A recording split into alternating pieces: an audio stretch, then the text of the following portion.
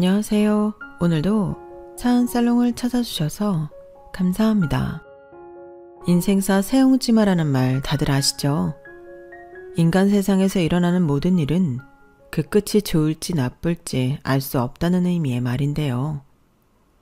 저는 얼마 전에 있었던 일로 인해 이 말을 다시금 생각해보게 되었습니다. 남편과 결혼해 산 지 23년이 되는 동안 저는 시댁에서, 아니 정확히는 시어머니한테 사람 취급 한번 제대로 못 받고 살아야 했어요. 늘 든든한 내 편이 되어주었던 남편과 맏며느리 사랑이 지극하셨던 시아버지가 아니었다면 오늘날까지 결혼 생활을 지속할 수 없었을 정도로 어머님은 저를 무척이나 힘들게 하셨어요. 사람이 사람을 미워하는 데는 그만한 이유가 있어야 마땅하잖아요. 그런데 저희 어머님이 그런 것도 없이 무턱대고 저를 미워했던 탓에 저로서는 서운함과 서러움은 더했었죠. 그런데 최근 몇 년 전부터 제 친정에 안 좋은 일이 연달아 생기면서 시어머니와의 악연에 종지부를 찍게 되었지 뭐예요. 남들이 보기에는 별것 아닌 일일지 모르겠지만 23년간 저를 옥죄어오던 지긋지긋한 시어머니의 멸시와 차별이 한순간에 날아가 버리는 일이었기에 기쁜 마음으로 사연을 보내게 되었습니다. 저희 집은 IMF 이전까지만 해도 꽤 잘 사는 축에 속했어요. 아빠는 저희 외조부께 물려받은 회사를 운영하고 계셨고 부모님 명의의 아파트와 경기도 일대의 땅, 그리고 5층짜리 빌라도 한 동 가지고 계셨으니까요.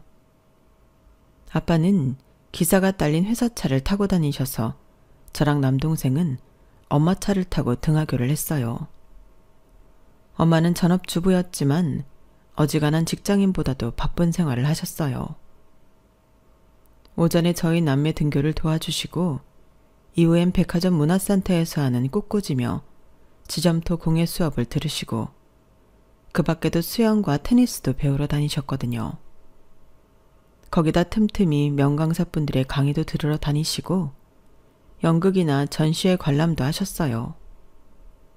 그런 엄마를 보고 친구분들은 쟤는 전생에 나라를 몇 개나 구했길래 그렇게 팔자가 좋게 사느냐고 할 정도였죠. 사실 저희 엄마는 태어나서부터 고생 한 번 안 했을 정도로 풍족하게 자라셨어요. 저희 외가가 예전부터 꽤 잘 살았던 집안이라서 엄마는 어릴 때부터 집에서 가정교사한테 공부를 배우고 그 시절에도 피아노와 발레까지 배우셨으니까요. 거기다 결혼을 앞두고는 요리 선생님까지 집에 불러 신부 수업을 하셨다더군요. 지금 생각해도 입이 떡 벌어질 정도로 많은 걸 누리고 사신 편이었죠. 그래서 그런지 저희 엄마는 다른 집 엄마들과는 조금 달랐던 것 같아요. 아무리 급한 상황이어도 엄마는 당황하는 모습을 보이지 않으셨는데 어릴 때부터 집에서 교육을 그렇게 받았다고 하더라고요. 배가 아무리 고파도 허겁지겁 음식을 먹는 일이 없고 집에서 목이 늘어진 티셔츠를 입거나 정돈되지 않은 머리 상태로 지내는 일은 단 한 번도 없었어요.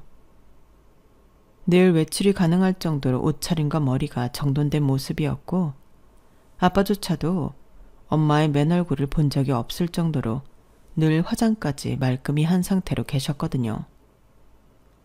특히 저희 엄마가 신경을 쓰셨던 부분은 식생활이었어요.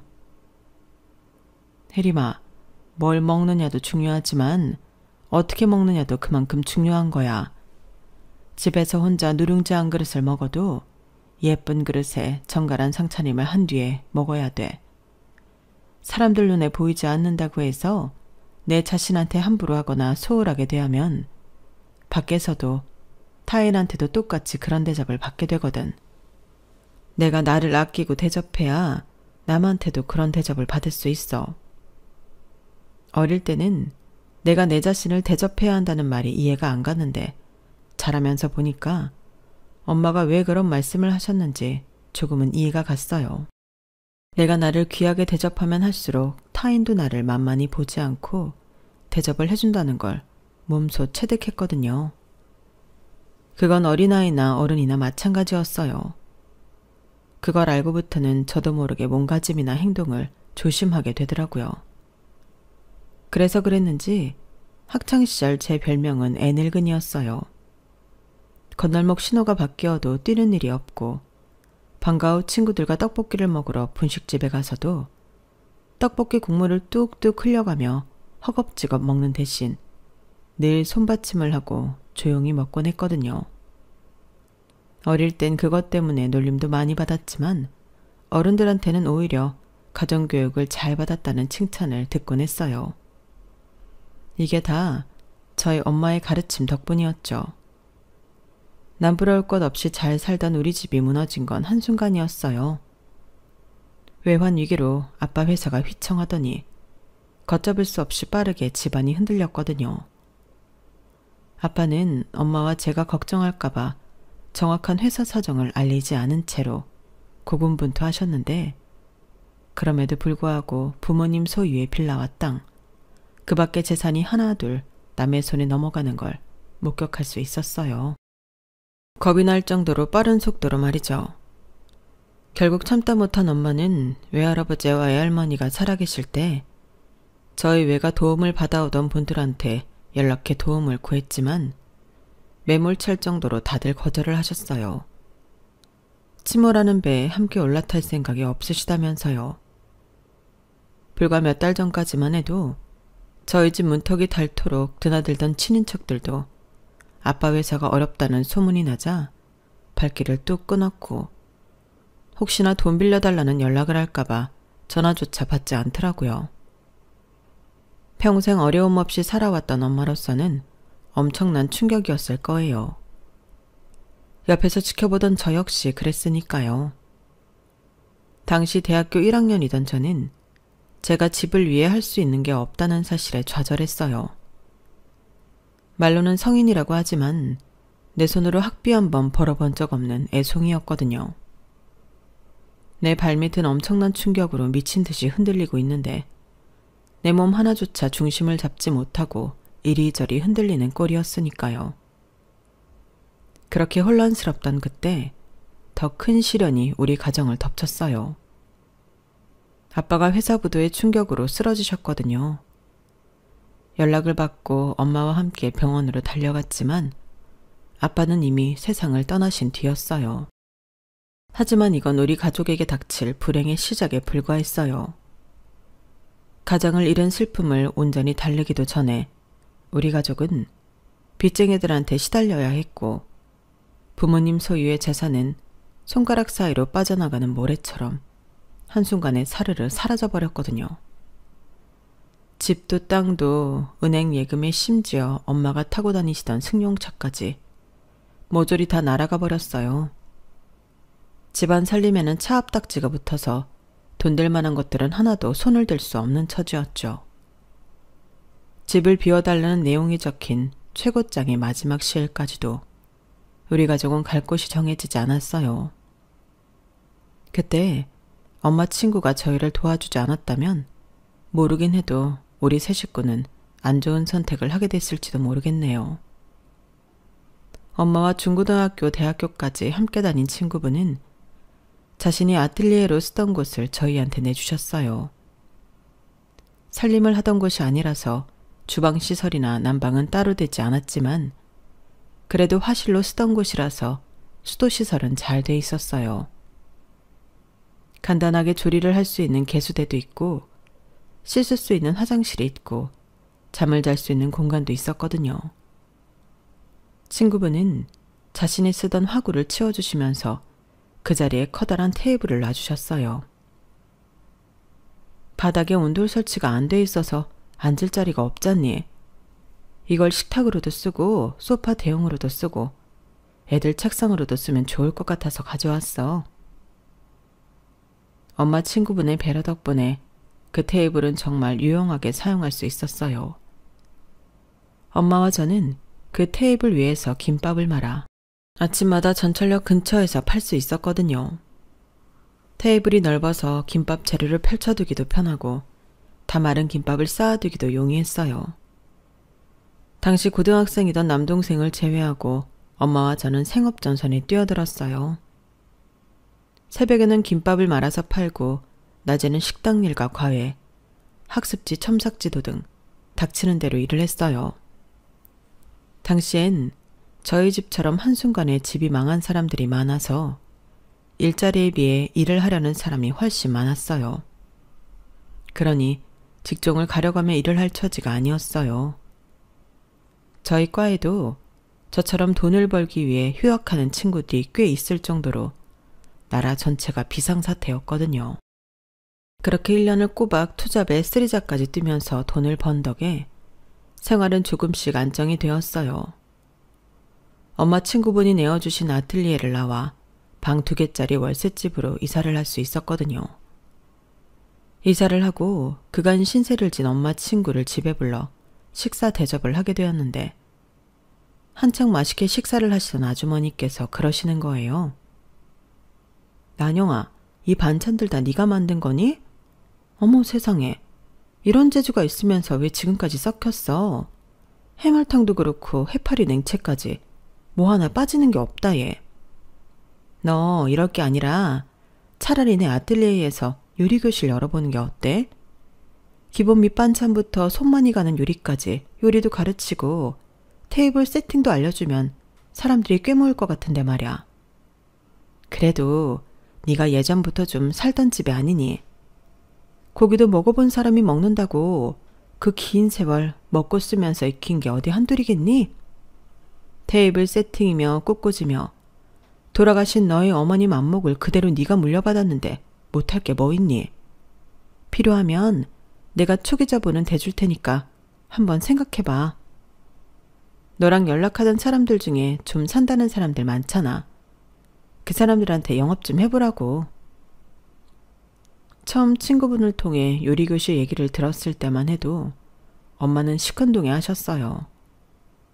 아빠 회사가 무너지면서 주변 지인들한테 손절을 당했던 충격이 커서 그랬던 모양이에요. 게다가 당시에 엄마는 평일엔 도시락 공장에서 일을 하셨고 주말엔 한정식집에 나가 주방 일을 하고 계셨기 때문에 당장 그 일을 그만두기도 좀 그런 상태였거든요. 어찌됐든 간에 우리 식구가 월세방이라도 얻어 나오는데 일조했던 일터라서 엄마로서는 쉽게 박차고 나오기 힘드셨을 거예요.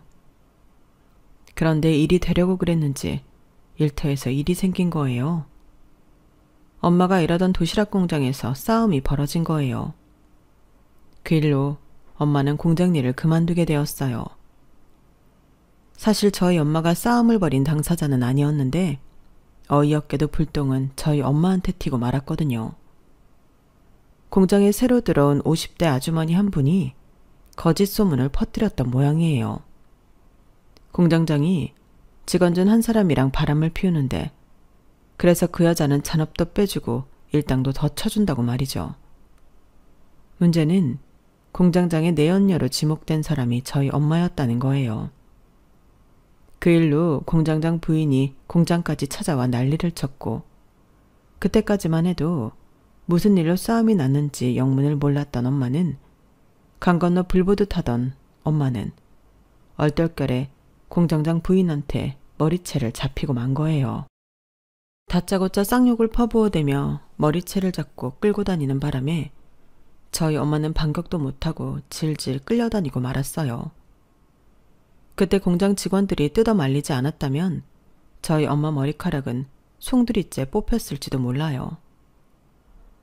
아니 왜 이러세요? 내가 뭘 잘못했다고 다짜고짜 제 머리채를 잡으시냐고요. 그러자 공장장 부인은 씩씩거리며 소리쳤어요. 뭐? 뭘 잘못했냐고? 네 년이 가정 있는 내 남편 꼬셔서 놀아나 놓곤 뭘 잘못했냐는 소리가 나와? 이래서 남편 없는 년들을 조심해야 하는 거야. 지 남편 잡아먹은 걸로도 모자라서 남의 남편까지 훔쳐먹으려 들어? 이게 어디서 배워먹은 개수작질이야? 내가 당신 남편이랑 바람을 폈다고요? 내가 왜요? 아니 증거라도 있어요? 내가 그랬다는 증거 있냐고요? 그러자 공장장 부인은 손가락으로 새로 들어온 직원을 가리키며 당당하게 말했어요. 니들이 공장 창고에서 더러운 짓거리 하는 걸 본 사람이 있어. 경순 씨, 말 좀 해봐요. 경순 씨가 봤다면서. 자기가 그랬잖아. 우리 남편이랑 인연이 툭 하면 창고에 들어가 그 짓거리 한다고. 그 말에 새로 들어온 직원은 얼굴이 하얗게 질려버렸어요. 그리고는 난처한 표정으로 눈치를 살피면서 말했어요. 아니, 내가 언제 그런 짓을 하는 걸 봤다 그랬나? 둘이 창고에 있는 걸 한번 봤다 그랬지. 아니, 그게 뭐 그렇게 대단한 얘기라고 여기까지 달려와서 난리를 쳐? 사람 입장 곤란하게. 그게 무슨 소리야? 자기가 확실히 봤다며. 저 여자 팬티 색깔까지 나한테 얘기해줬잖아. 이제 와서 말 돌리면 어떡해? 한마디로 그 직원의 말이 모두 거짓이었던 거예요. 자신의 잘못이 들통나자 직원은 되려 모든 잘못을 저희 엄마와 공장장님한테 떠넘겼어요. 공장장이 저 옆에 언니한테만 잘해주잖아. 나한텐 박경순 씨라고 부르면서 저 여자한텐 정 여사님이라고 부른다고. 누구는 여사고 누구는 고작 누구누구 씨라는 게 말이 돼? 그뿐인 줄 알아? 나한텐 일당 줄 때도 봉투를 한 손으로 툭 내밀고 주면서 저 여자한테는 두 손으로 공손히 준다고. 왜 나를 무시하냔 말이야, 왜? 그러자 잔뜩 화가 난 공장장님은 버럭 소리를 쳤어요. 그걸 말이라고 합니까? 그런다고 없는 소문까지 만들어요. 내가 그쪽을 무시한 적도 없지만 박경순 씨가 그렇게 느꼈다면 상대가 왜 그렇게 행동했을지 한 번쯤 생각해 봐야 하는 거 아닙니까? 툭 하면 지각에 탕비실에 직원들 먹으라고 사다 놓은 커피 믹스며 과자들은 죄다 훔쳐가고 직원들 사이 이간질 시키면서 분란 일으킨 자신 탓을 먼저 하라고요. 정 여사님을 왜 여사님이라고 부르냐고요?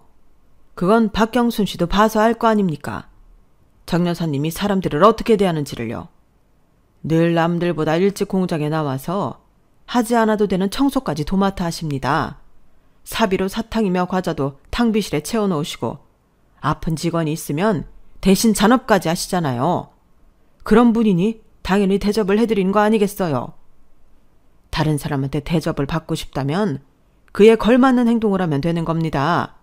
이렇게 있지도 않은 일로 타인을 깎아내릴 생각 마시라고요. 결국 그 일로 사건의 주범인 직원은 공장에서 쫓겨났어요. 사실 저희 엄마는 그만둘 필요가 없었는데도 엄마는 굳이 공장을 나오셨어요. 그 일로 마음의 상처를 크게 받으셨거든요.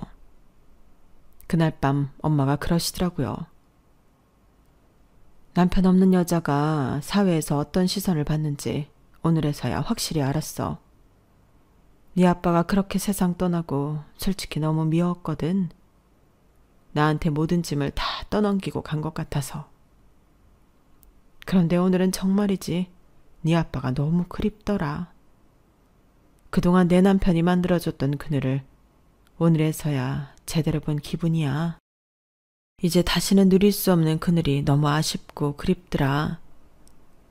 아빠가 돌아가신 이후 단 한 번도 흔들리지 않았던 엄마는 그날만큼은 딸인 제 앞에서 아이처럼 서럽게 우셨어요. 그리고 얼마 뒤 친구분이 제안했던 요리교실을 열기로 결정하셨어요. 남편 없는 여자라서 겪지 않아도 될 일을 겪은 후라서 그랬는지 엄마는 자존심을 버리고 그동안 연락을 끊고 지냈던 지인들한테 요리교실 오픈 소식을 알렸어요.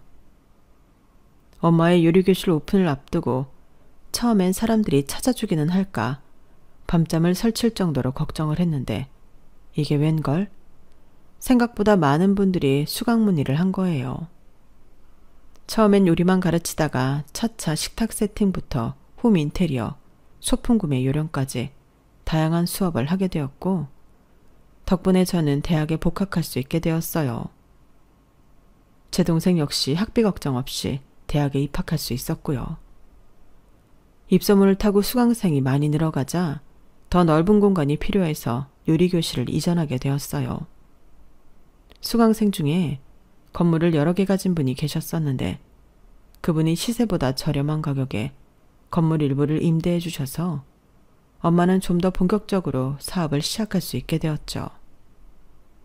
사업가의 딸로 태어나 결혼 후엔 사업가의 부인으로 살아왔던 엄마의 이력은 그동안 어깨너머로 경영을 경험해왔던 덕이었는지 뒤늦게 사업가로 꽃을 피우게 되었어요. 가정주부로만 살아왔다는 게 믿어지지 않을 정도로 놀라운 사업 수완을 발휘하셨거든요.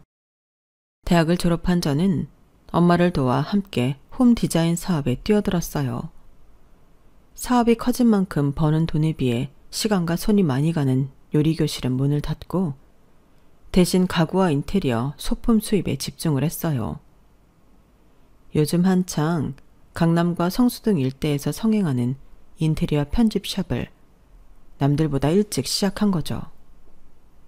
가구는 일반인이 쉽게 구입할 수 있는 중저가부터 유명 가구 디자이너의 작품을 비롯해 정식으로 한국에 수입되지 않는 고가의 가구까지 다양하게 판매했어요. 때문에 해외 출장도 자주 다녀야 해서 저는 1년의 반은 해외에서 보내게 되었어요. 그러다 벨기에 출장 중에 여행객이었던 남편을 만나 2년가량 연애를 하고 결혼까지 이어지게 되었죠. 저희 아버님은 제 또래의 아버지들이 그렇듯 가정보다는 일에 치중하는 분이셨어요. 기념일도 챙길 줄 모르고 아내와 자식들한테 사랑한다는 말도 입 밖으로 내뱉지 못하는 분이요. 말 안 해도 어련히 알아주겠지 하는 생각으로 그저 내 가족을 위해 밤낮 없이 일을 하셨지만 그래서 더더욱 가족과는 거리감이 생기는 안타까운 경우의 전형이었어요.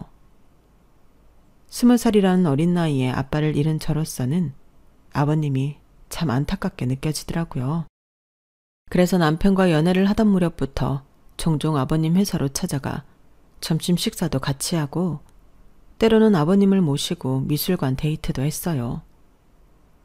우리 아빠가 살아계셨다면 저와 함께 했을 것들을 아버님과 함께 한 거였죠. 아버님, 저는요, 재원 씨랑 결혼한 뒤에도 종종 이렇게 아버님이랑 따로 데이트를 하고 싶어요. 제가 성인이 되자마자 아빠가 일찍 돌아가셔서 아빠랑 같이 해보고 싶었던 걸 못한 게 많거든요. 그거 앞으로 아버님이 저랑 해주셔야 돼요. 그래 주실 거죠? 아들만 둘이 있는 집에서 무뚝뚝한 자식들만 보다가 살가운 며느리감을 보니 아버님 마음이 동했던 탓일까요? 아버님은 한 번도 저희의 데이트 신청을 거절하신 적이 없어요. 그건 결혼을 하고 제가 정식 며느리가 된 이후에도 마찬가지였어요. 앞에서 말씀드린 것처럼 저는 남편과 아버님께는 조금도 불만이 없을 정도로 넘치는 사랑을 받았어요. 하지만 어머님과의 관계는 완전 반대였어요. 결혼을 앞두고 시댁에 인사를 드리러 갔을 때부터 저를 바라보는 어머님의 시선이 곱지 않았거든요. 남편과 아버님이 워낙 강하게 결혼을 밀어붙이는 바람에 어머님은 쉽게 백기투항을 하셨지만 그렇다고 온전히 저를 받아들인 건 아니었던 모양이에요. 남편과 아버님이 안 보는 데서는 늘 싸늘한 표정으로 저를 대하셨거든요. 제가 유럽 출장을 갈 때마다 어머님 선물은 빠뜨리지 않고 사오곤 했는데 어머님은 그때 제가 사다 드리는 선물을 단 한 번도 사용하지 않으셨어요.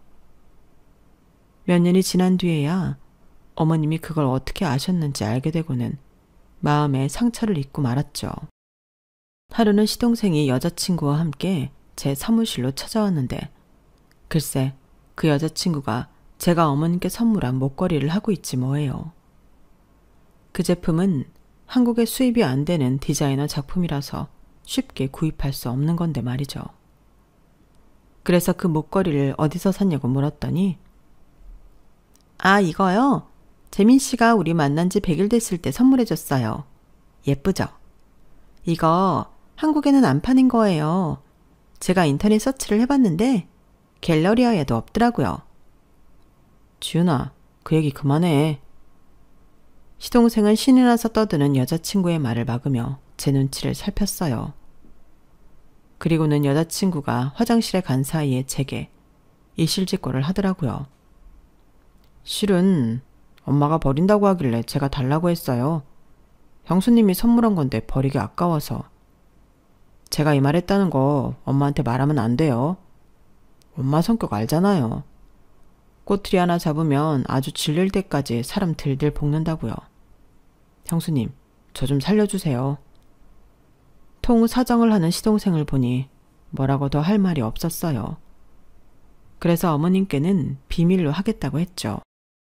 그랬더니 고마워서 그랬는지 안심을 해서 그랬는지 그동안 어머님이 제게 받은 선물을 어떻게 했는지 시시콜콜하게 다 전해주더라고요.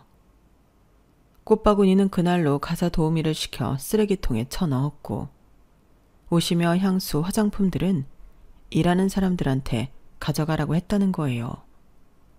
거기다 저희 엄마가 어렵게 구해서 보내드린 질 좋은 한우는 몽땅 삶아서 개밥으로 줬다고요.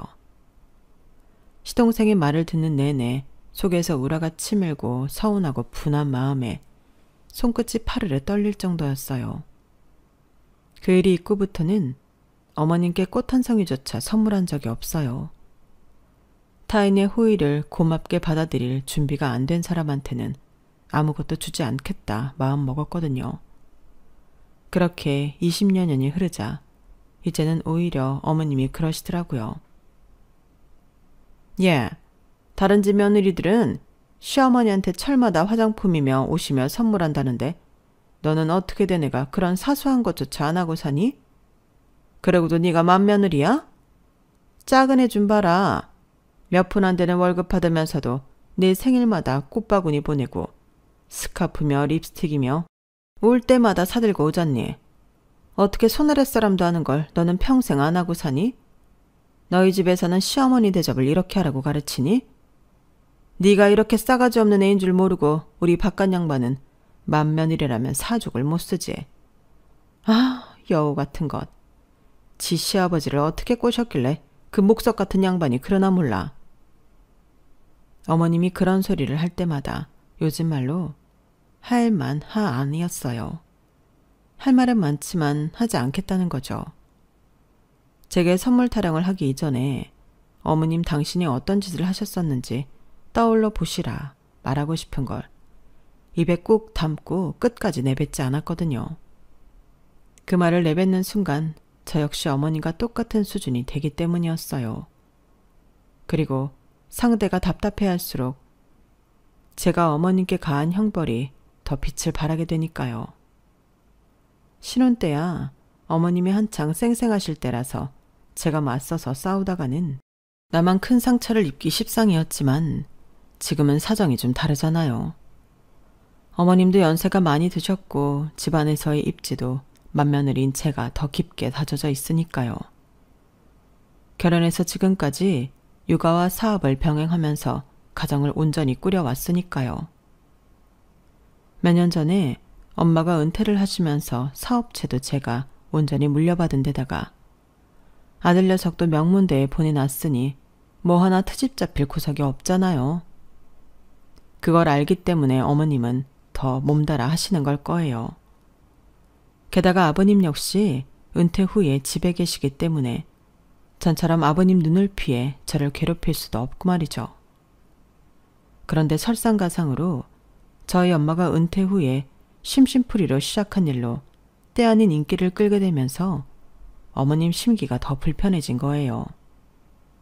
제 아들 녀석이 저희 엄마가 요리하는 모습을 영상에 담아 자기 블로그에 올렸는데 그게 반응이 꽤 좋았던 거예요.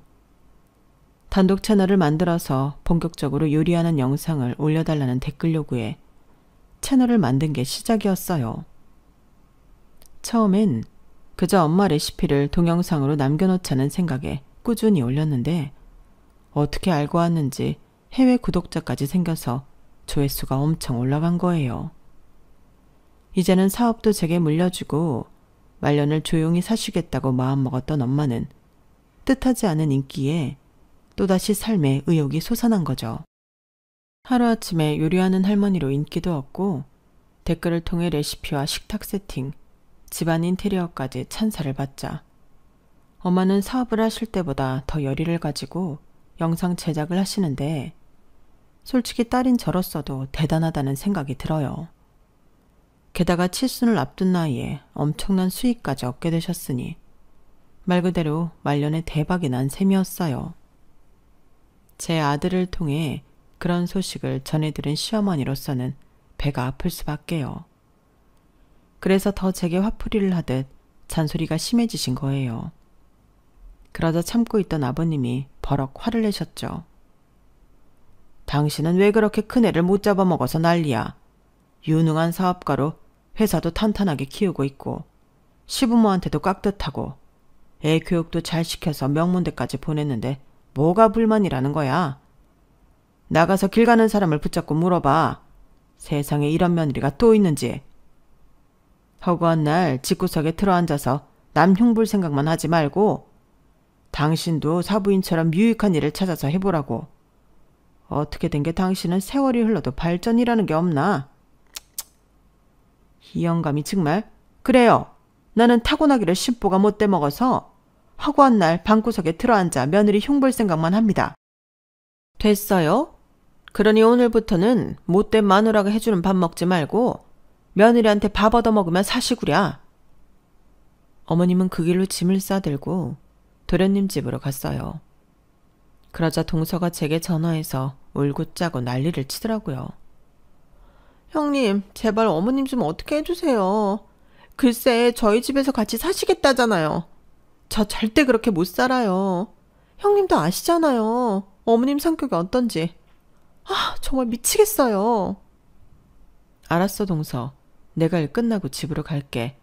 그때까지만 동서가 어머님 좀 잘 챙겨드리고 있어.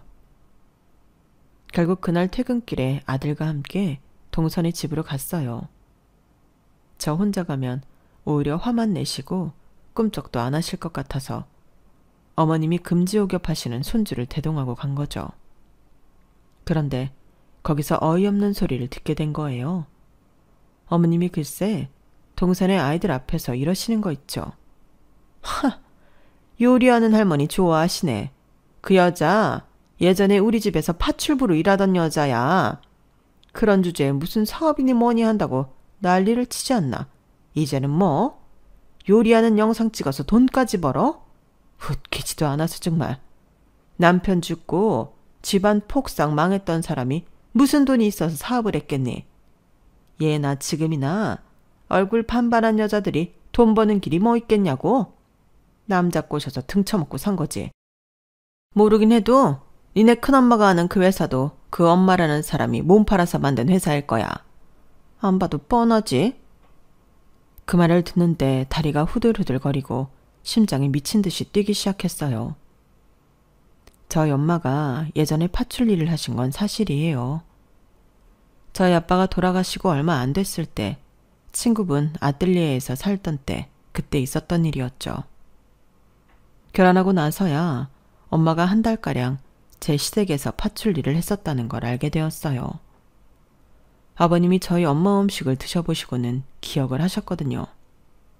그런데 그걸 빌미로 저희 엄마가 열심히 일해서 일군 회사를 몸 팔아서 만든 걸로 폄하하다니 도저히 용서가 안 됐어요.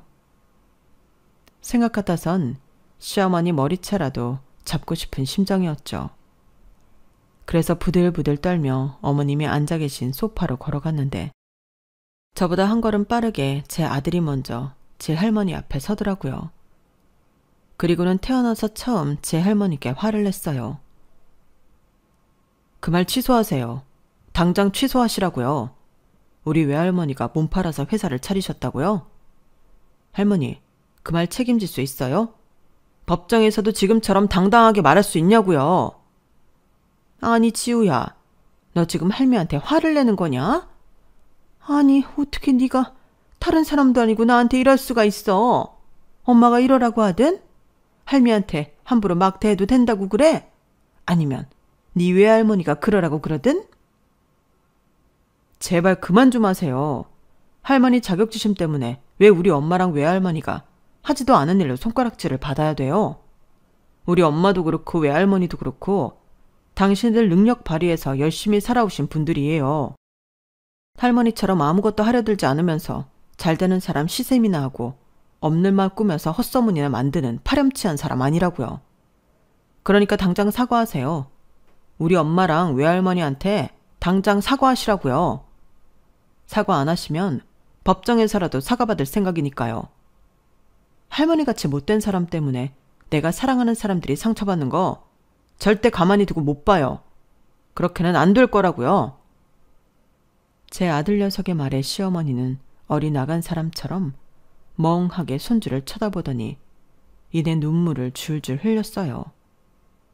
그리고는 제 아들딸이를 잡으며 잘못했다고 싹싹 비시더라고요.